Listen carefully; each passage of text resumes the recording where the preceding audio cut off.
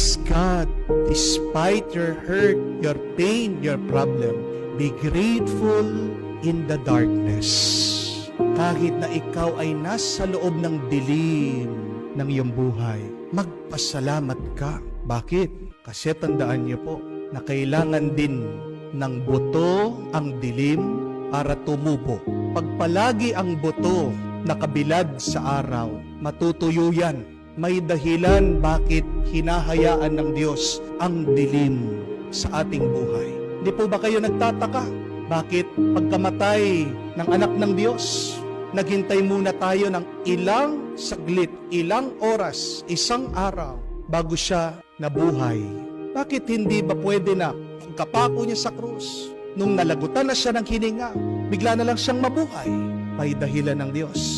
Tinuturuan tayo. Kailangan pa rin ang panahon para umusbong, para tumubo, para lumaki, para lumitaw ang bagong buhay.